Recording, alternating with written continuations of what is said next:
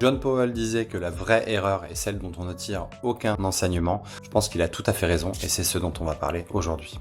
Alors aujourd'hui, je vous présente les explications contextuelles avec MerciApp. Elles sont très pratiques puisqu'elles vous donnent une chance d'apprendre tout en écrivant. MerciApp ne se contente pas de corriger vos fautes d'orthographe et de grammaire, mais vous explique pourquoi elles se produisent directement dans le contexte de vos phrases. C'est un peu comme avoir un professeur de français à portée de main, c'est très pratique et je vous montre tout de suite comment ça fonctionne.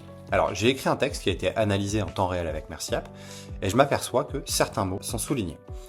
Par exemple, manquer, qui a priori est une erreur d'infinitif, mais je vais en apprendre plus avec MerciApp. Je vais cliquer sur ce mot et je vois que je peux le corriger en un clic. Ça, c'est l'expérience habituelle de MerciApp que vous connaissez déjà si vous avez consulté les précédentes vidéos. Mais ce qui m'intéresse aujourd'hui, c'est de cliquer sur plus d'informations, puisqu'en cliquant sur plus d'informations, je vais accéder à une règle grammaticale, une règle contextuelle qui va me permettre de mieux comprendre et de ne plus commettre cette erreur. Donc je vois ici la règle de grammaire qui est appliquée pour cette erreur.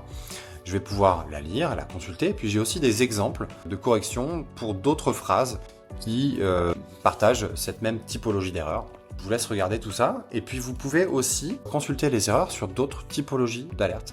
Le rouge, c'est la grammaire, que je vais d'ailleurs m'empresser de corriger avec MerciApp, mais je peux aussi le faire sur des erreurs de style, ici malgré que, qui devrait normalement être bien que, ou bien malgré le fait que. Je vais pouvoir consulter l'explication et comprendre pourquoi ici cette erreur a été signalée par MerciApp. Vous pouvez aussi consulter les règles depuis le panneau d'alerte. Vous cliquez sur le compteur et ensuite le panneau d'alerte apparaît. Ce panneau d'alerte, il recense toutes les alertes qui sont analysées et présentées par MerciApp. Et en cliquant sur l'une d'entre elles ici, vous avez également la possibilité de cliquer sur plus d'informations. En cliquant sur plus d'informations, la règle s'étend et vous pouvez la consulter dans son intégralité. Donc on peut aussi consulter les règles depuis le panneau d'alerte, ce qui est très pratique. On peut aussi consulter avec MerciApp le classement des erreurs qu'on commet le plus. Je vous montre tout de suite comment ça marche.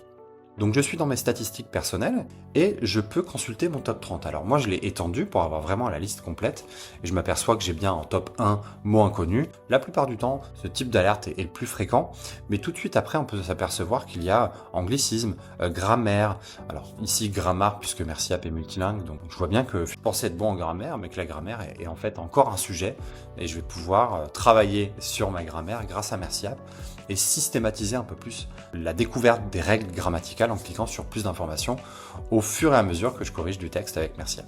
Voilà, on a fait le tour de cette fonctionnalité qui dans l'ensemble est plutôt simple à utiliser, mais très pratique si l'on souhaite s'améliorer au fil de l'eau.